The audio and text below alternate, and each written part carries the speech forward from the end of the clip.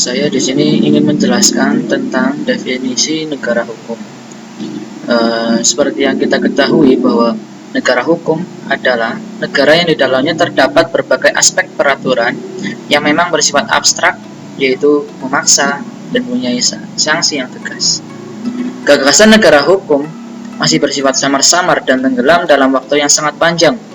Kemudian muncul kembali secara lebih eksplisit pada abad ke-19, yaitu dengan munculnya konsep Rechtsstaat dari Friedrich Julius Stahl yang diilhami oleh Immanuel Kant. Unsur-unsur negara hukum adalah sebagai berikut. Pertama, perlindungan hak asasi manusia. Hak asasi manusia adalah hak yang harus dimiliki oleh manusia yang lahir di bumi ini. Kemudian, pemisahan atau pembagian kekuasaan untuk menjamin hak-hak itu. Yang ketiga, pemerintah berdasarkan peraturan perundang-undangan. Dan yang keempat, peradilan administrasi dalam perselisihan. Dari unsur-unsur di atas, saya ingin menekankan pada unsur peradilan administrasi dalam perselisihan, yang dimana pada unsur ini memiliki konsep Rechtsstaat menunjukkan adanya hubungan historis antara negara hukum Eropa kontinental dengan hukum Romawi, yaitu konsep Rechtsstaat bertumbuh pada sistem hukum kontinental yang disebut civil law atau modern Roman law. Dalam perkembangannya, konsepsi negara hukum tersebut kemudian mengalami penyempurnaan. Di antaranya adalah yang pertama, sistem pemerintahan negara yang didasarkan atas kedaulatan rakyat.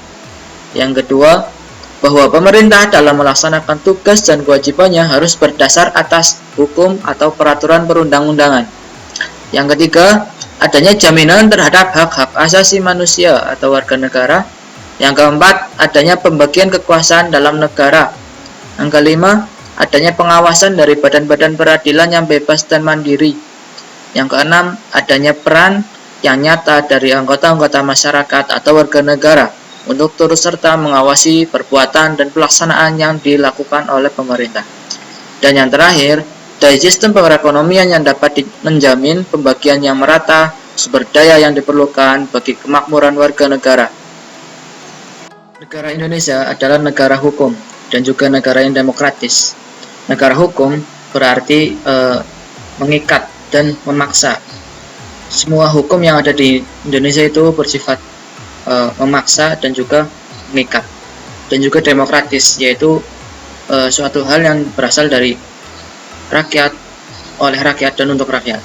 Jadi negara hukum demokratis merupakan negara hukum bertumpu pada konstitusi dan peraturan perundang-undangan dengan kedaulatan rakyat yang dijalankan melalui sistem demokrasi. Hubungan antara negara hukum dan demokrasi tidak dapat dipisahkan.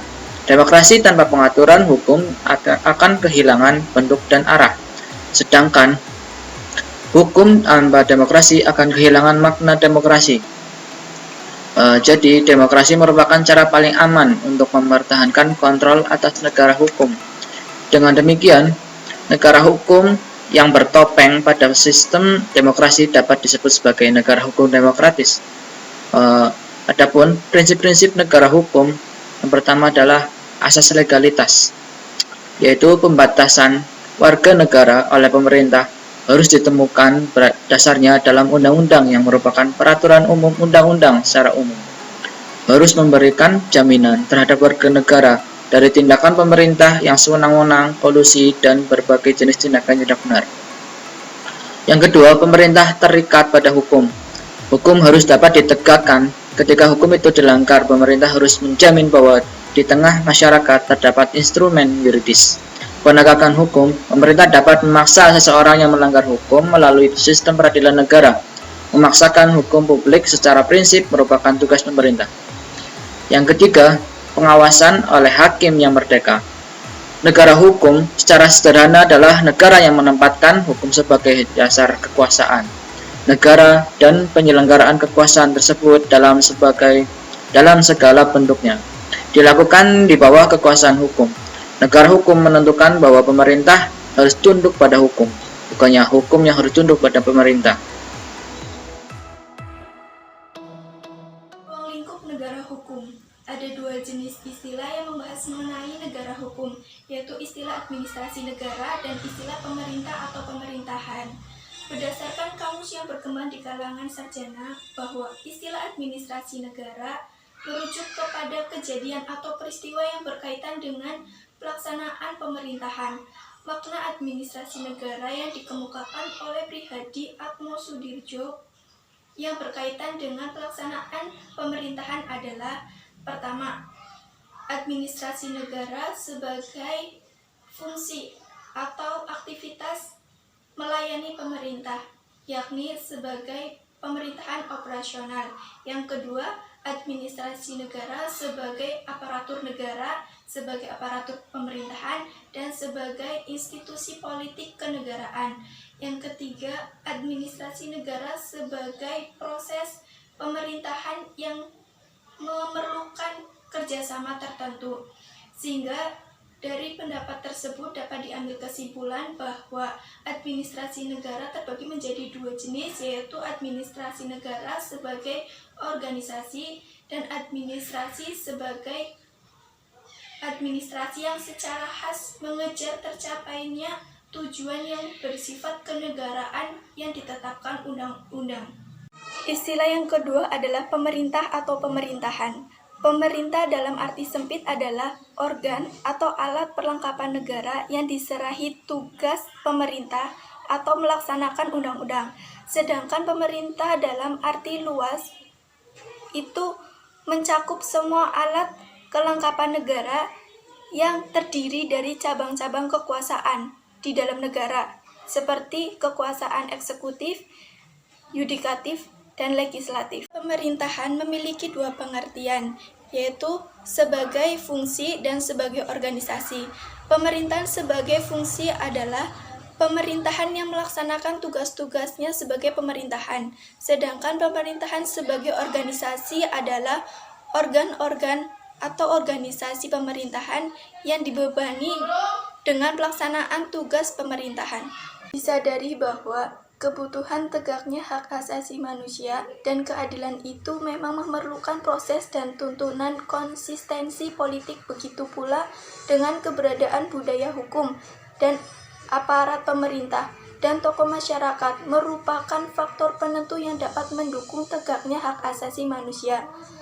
Salah satu dari banyaknya pelanggaran hak asasi manusia adalah adanya arogansi kewenangan dan kekuasaan yang dimiliki seorang pejabat yang berkuasa yang mengakibatkan sulit mengendalikan dirinya sendiri sehingga terjadilah pelanggaran terhadap hak-hak orang lain. Adapun kasus-kasus pelanggaran hak asasi manusia yang banyak terjadi di negara Indonesia adalah seperti kasus-kasus penggusuran rumah-rumah yang berada di sekitar jembatan dan pembersihan para pedagang kaki lima yang sering meresahkan para pengguna jalan raya. Pada dasarnya, hak asasi manusia terdapat pada Undang-Undang Dasar 1945 Bab 10A, Pasal 28A sampai dengan Pasal 28C. Sehingga dengan adanya pasal tersebut, maka masyarakat Indonesia berhak atas pengakuan, jaminan, perlindungan, dan kepastian hukum yang adil, serta pengakuan yang sama di hadapan hukum. Selanjutnya, saya akan menjelaskan tentang permasalahan yang dihadapi pemerintah dalam penegakan hak asasi manusia di Indonesia.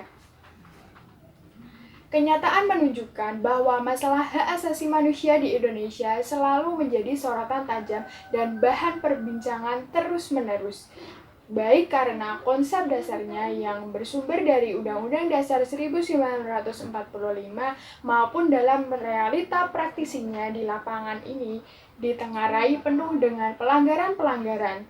Sebab-sebab pelanggaran hak asasi manusia antara lain adanya arogansi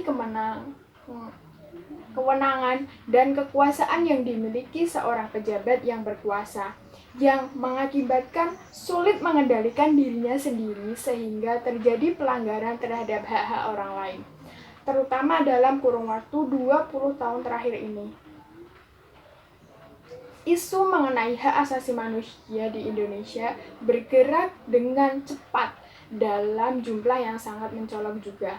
Gerak yang cepat tersebut terutama karena memang telah terjadi begitu banyak pelanggaran hak asasi manusia, mulai dari yang sederhana sampai pada pelanggaran hak asasi manusia yang berat.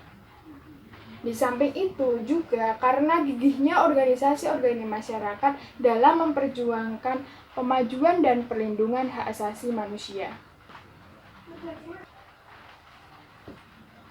Berbagai permasalahan yang dihadapi pemerintah Indonesia dalam rangka penghormatan, pengakuan, penegakan hukum, dan hak asasi manusia antara lain.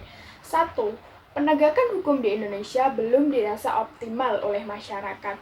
Hal itu antara lain ditunjukkan oleh masih rendahnya kinerja lembaga peradilan.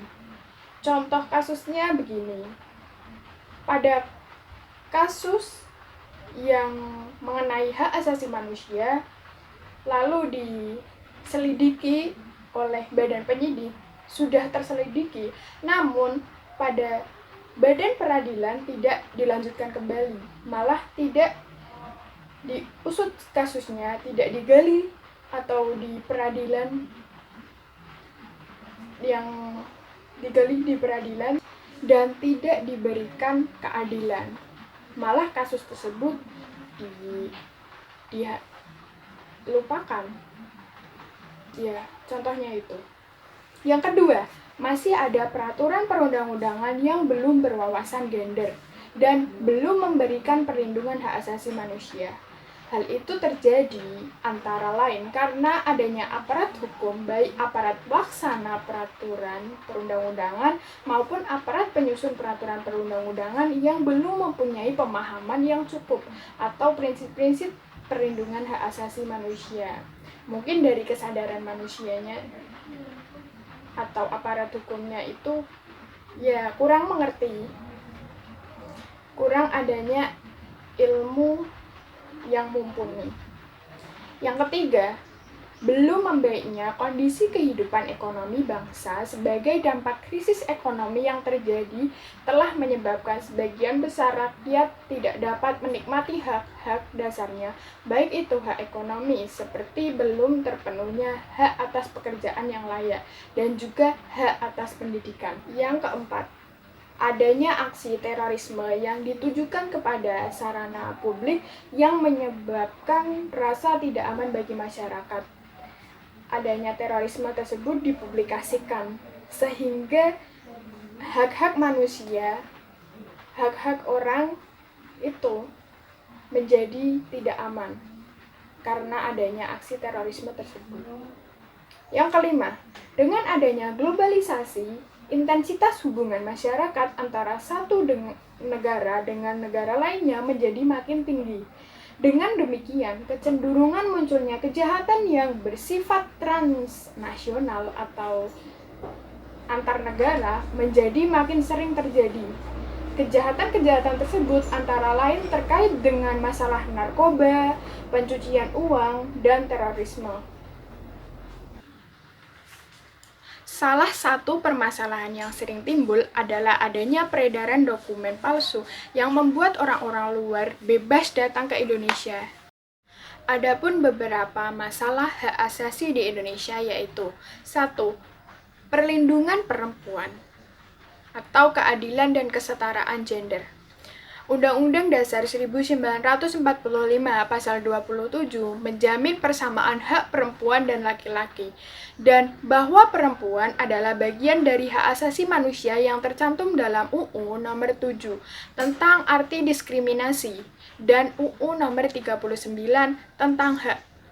Adapun hak-hak politik perempuan tercantum dalam UU Nomor 68. 2. Rencana Aksi Nasional Penghapusan Perdagangan Perempuan dan Anak. Indonesia telah memiliki rencana aksi nasional penghapusan trafficking perempuan dan anak 2013-2007. RAN tersebut merupakan implementasi dari Konvensi PBB menentang kejahatan terorganisir antar negara agar tidak terjadi permasalahan-permasalahan tentang hak asasi manusia atau tentang perdagangan perempuan dan anak di seluruh negara. antar negara. Yang terakhir yaitu perlindungan hak anak. Pemerintah Indonesia telah mengambil langkah legislatif dan administratif untuk lebih memperbaiki perlindungan hak-hak anak dan perempuan. Langkah-langkah legislatif tersebut antara lain dengan keluarnya UU Nomor 32 Tahun 2002 tentang perlindungan anak dan UU Nomor 20 Tahun 2003 dengan sistem pendidikan nasional. Sedangkan langkah administratif dalam menentukan rencana aksi dan penentuan penjuru untuk pemajuan dan perlindungan hak asasi manusia antara lain melalui Keputusan Presiden Nomor 59 Tahun 2002 tentang Rencana Aksi Nasional Penghapusan bentuk-bentuk pekerjaan terburuk anak dan juga pembentukan Komisi Perdagangan atau Perlindungan Anak Indonesia dibentuk pada tahun 2003 melalui Keputusan Presiden Nomor 77 Tahun 2003.